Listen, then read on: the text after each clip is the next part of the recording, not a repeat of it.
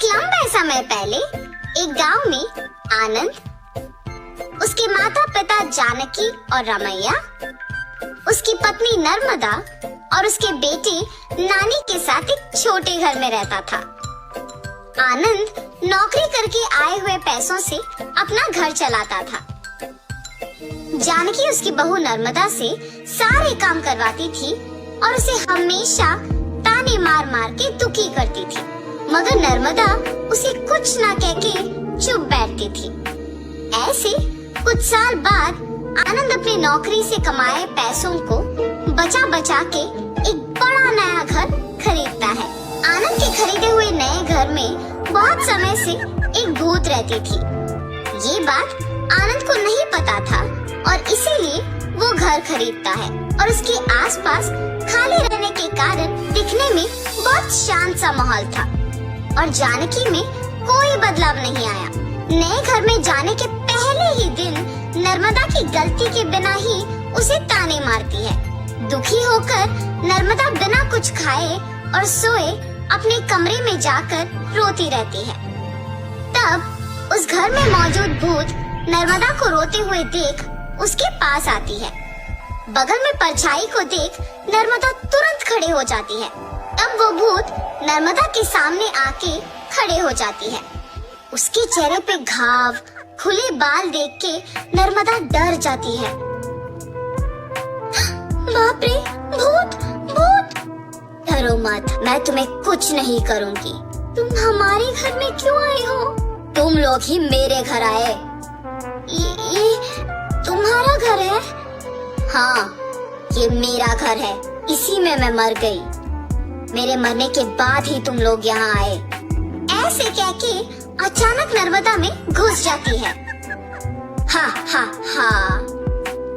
ऐसे हंसते हुए सो जाती है। सुबह उठ के जब जानकी देखती है कि सारा काम वैसे का वैसे ही रह गया, तब नर्मदा नर्मदा बहुत बार बुलाने के बावजूद जब वो नहीं आती है तो जानकी ही उसके पास जाती है। हाँ, तुम अब तक उठी नहीं? नर्मदा नर्मदा उठो। जानकी पास आके बुलाने पर नर्मदा जाग उठती है। उसकी आंखें बहुत लाल और डरावना दिखने के बावजूद जानकी उस पर ज्यादा ध्यान नहीं देती है। उठ गई? जाओ, जाके सारा काम करके चाय बना के लाओ। मेरे ही सामने जोर से बात करके मुझे काम करने के लिए कह रही हो? ये कह के उसका हाथ जोर से पकड़ लेती है। नहीं, तुम कुछ मत करो। आज से सारा काम मैं ही करूंगी। मुझे छोड़ दो। जाओ, जाके सारा काम करो। ठीक है, ठीक है। ऐसे कह के जल्दी से सारे काम खत्म करती है। ये क्या सच में मेरी बहू है? इसके मुंह से कभी एक लफ्ज भी नहीं निकला और आज ये मुझसे सारा काम करवा रही है। तुरंत ये सब मुझे अपने बेटे को बताना होगा। और ऐसे अपने बेटे को सब सच बताती है। तब वो कहता है, जितना भी गुस्सा क्यों ना हो, ऐसे तो नहीं कहते हैं माँ। आप अगर उससे अच्छे से पेश आएंगे तो वो भी अच्छा ही रहेगी। उसके बारे में क्या मुझे नहीं पता? उसके बेटे का ऐसे बात करने पर जानकी कुछ नहीं कहती है और अपनी बहू से डरने के कारण वो सारे काम खुद ही करती है। नर्मदा, नए घर खरीदने की खुशी में मैं अपने कुछ दोस्तों को घर बुला रहा हूँ। सारी चीजों का तुम्हें ही ध्यान रखना होगा। ऐसे बोल के चला जाता है। नर्मदा कुछ बात किए बिना खड़े रहती है। उसके बगल में खड़े जानकी के पास जाके वो कहती है, तुम्हारे बेटे की बातें सुनी है ना तुमने? सारी तैयारी तुम्हें ही करना होगा। ऐसे जोर से कहती है। अगले दिन आनंद दोपहर को अपने दोस्तों को घर ले आता है। नर्मदा, तुमने सारी तैयारी कर ली ना? हाँ जी। और ऐसे सबको खाना परोसती है और सभी हंसते हुए बातें करते रहते हैं। सभी व्यंजन स्वादिष्ट है भाभी जी। हाँ, मेरी पत्नी के हाथों में जादू है। आनंद, तुम्हारा घर भी बहुत खूबसूरत है यार।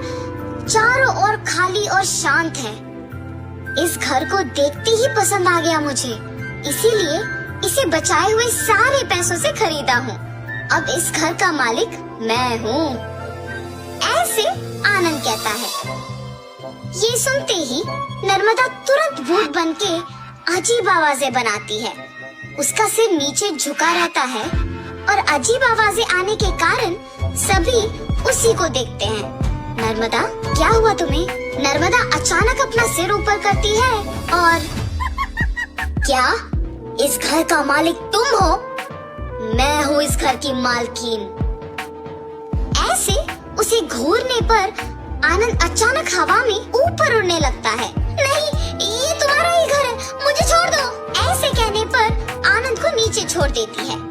ये सब देख के घर के सारे मेहमान भूत भूत कह के वहाँ से भाग जाते हैं। नर्मदा जैसे उसे कुछ पता नहीं है अपने कमरे में जाके सो जाती है। आनंद, कम से कम अब मेरी बातों का यकीन करोगे तुम? तुम्हारी पत्नी में भूत घुसी है, भूत। देखो आज उसने क्या कर दिया। हाँ माँ, अब हम क्या करें?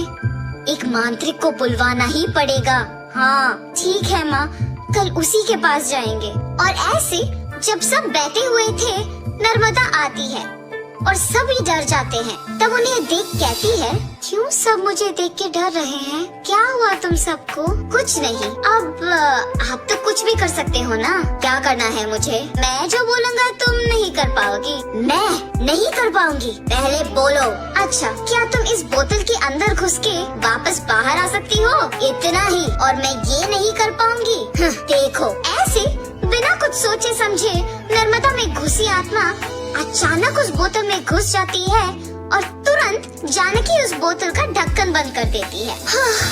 भूत को मैंने इस बोतल के अंदर बंद किया है, अब इसे गांव के अंत में फेंक के आना होगा। और ऐसे उस बोतल को गांव के एकदम अंत में फेंक के आ जाती है। तब से जानकी अपनी गलती सुधार के अपनी बहू को ताने मारना बंद कर देती है। भूत के चले जाने पर सभी उनके नए घर में खुशी से जीते हैं।